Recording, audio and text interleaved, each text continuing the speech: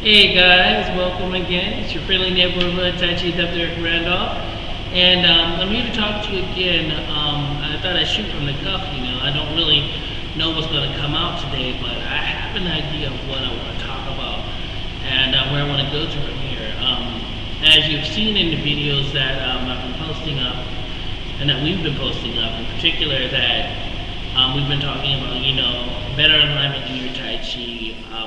Talking about also, but not alignment as just a physical aspect, but as a mental and emotional aspect, and how that all comes together when you're doing your internal martial arts or any type of martial art or any type of lifestyle that you may have, and why it's important to understand true meditation and what the merger that's happening when you are doing perfected alignments within Tai Chi, Yoga, Bagua, Shingi, Karate, Taekwondo. It doesn't matter. What matters is where your consciousness is, and what is important to you as coming from being an unconscious being to a conscious being. And when I say an unconscious being to a conscious being, what I'm talking about is someone who can see the connectedness within everything, and not only see it, but live it and experience it as a whole and exude it from themselves. This aspect of the adept actually takes a person from being a novice, to an adept.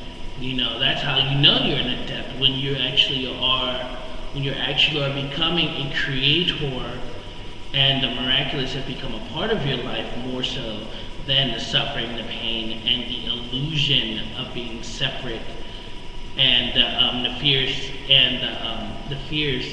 being a majority part of your life. Those are the differences, and that's how you can tell when someone is the difference between a novice and an adept.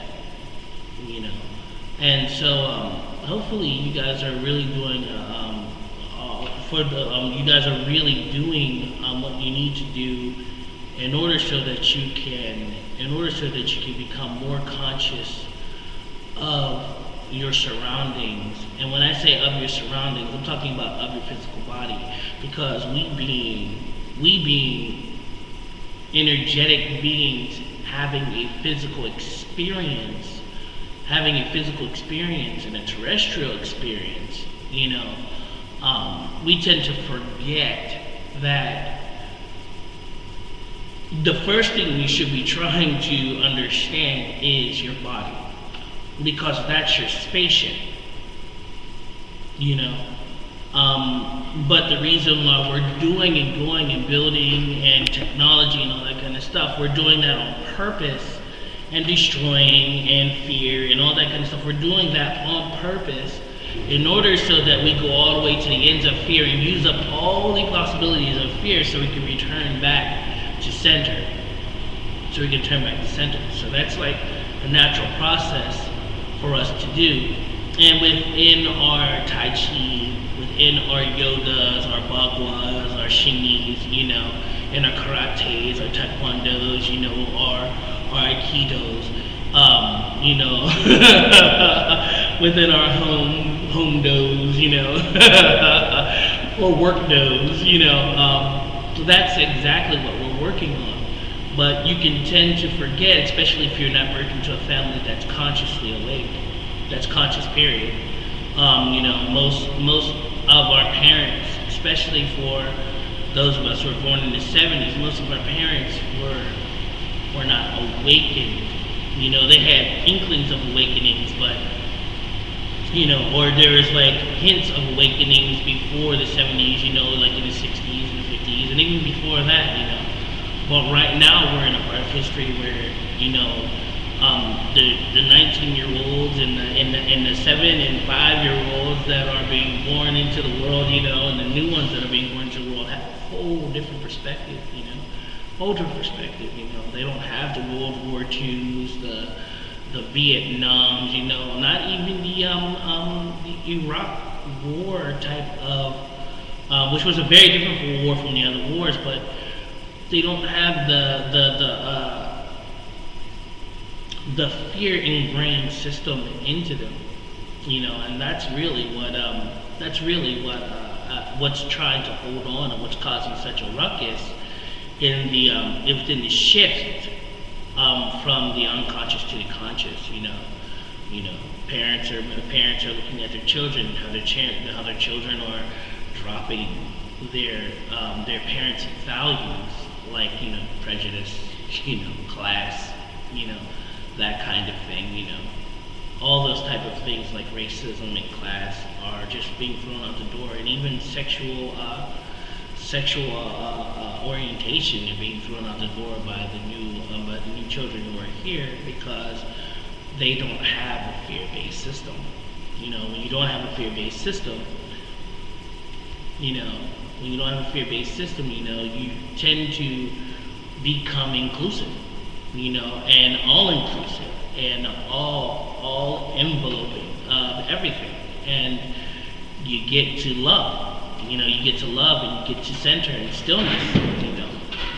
And so as that system dies out, people are watching, kids from all types of families, merging together and ending war forever. Ending disease forever. Ending poverty forever.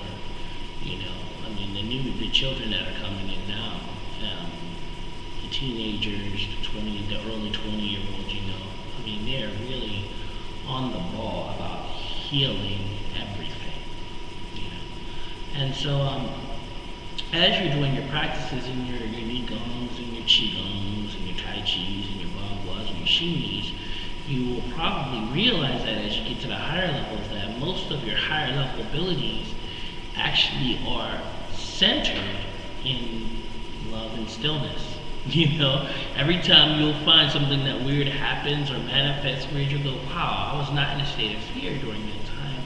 I was in a state of love, or I was in a state of stillness. People are consistently talking about, miraculous healings,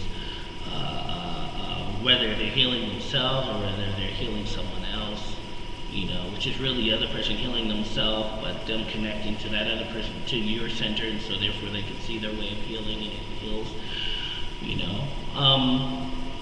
Just so many positive outpourings from children now and young adults now that are based on love and stillness, and them understanding that it is their love and stillness that is the greater power, not their fear, which is the greater power.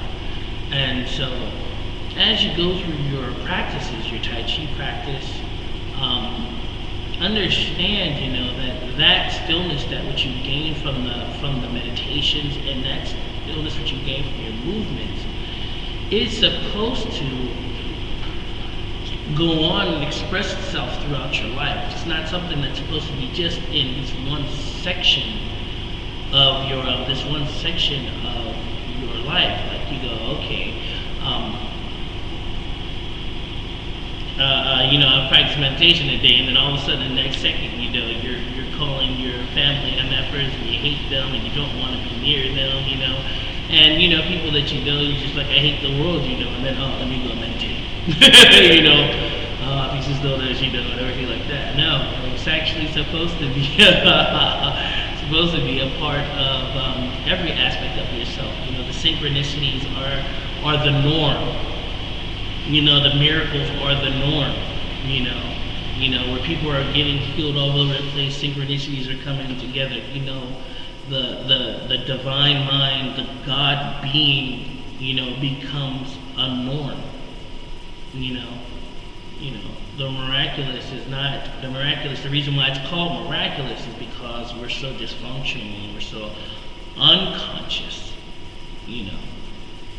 unconscious and not aware of the unity. But you first have to come to the unification first.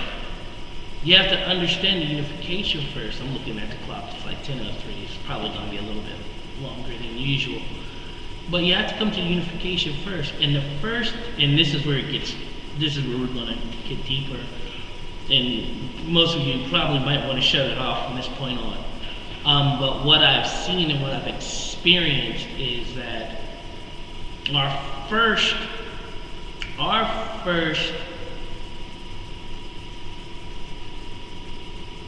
realization of being separate and understanding fear started with the understanding of that God, the way, the Tao, was separate from us. And so when you start separating divinity from man believes it, and mankind believes it, and believes that he is separate, and believes that he is not one with the Father, the Son, and the Holy Spirit, if you want to say it with the way, the Tao, with all that is, when you start separating, then fear sets in, because then man believes he is alone. Once man believes he is alone, and when I say man, I mean mankind. When mankind felt as though he was alone, there was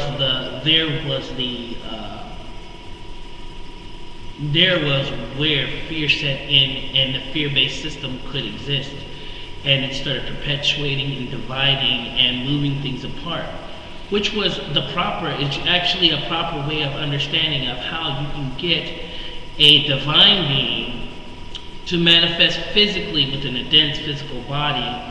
And then as they are coming out, after they've mastered that physical, the most dense and basic physical aspect of it, the lower nature, as it raises back up, it reintegrates itself with the divine mind, so that the physical body, the physical manifestation becomes one with the divine.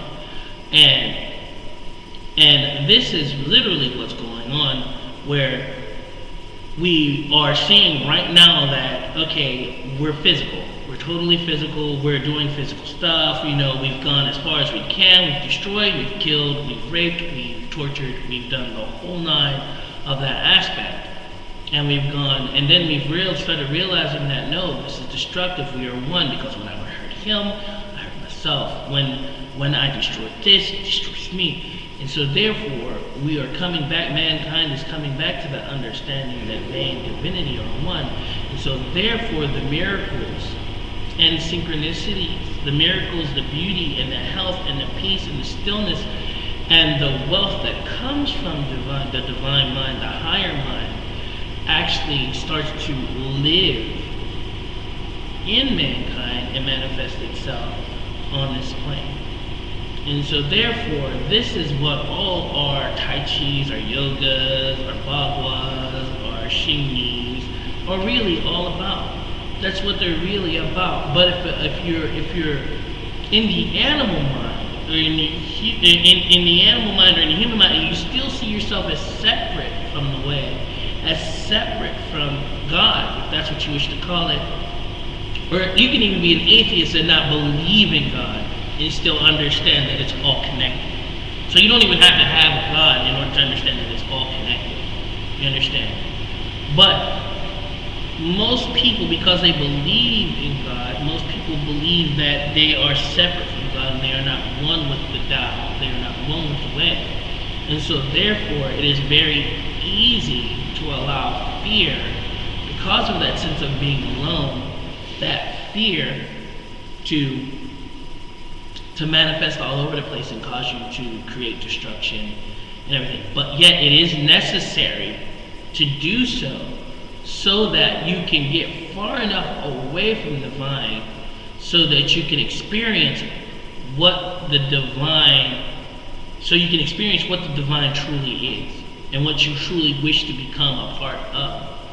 You know what I'm saying? Understand what the divine is not and what it has chosen to become, instead of what you are doing here. And so that's very, very, very interesting how we are really reintegrating ourselves into divinity and actually becoming one.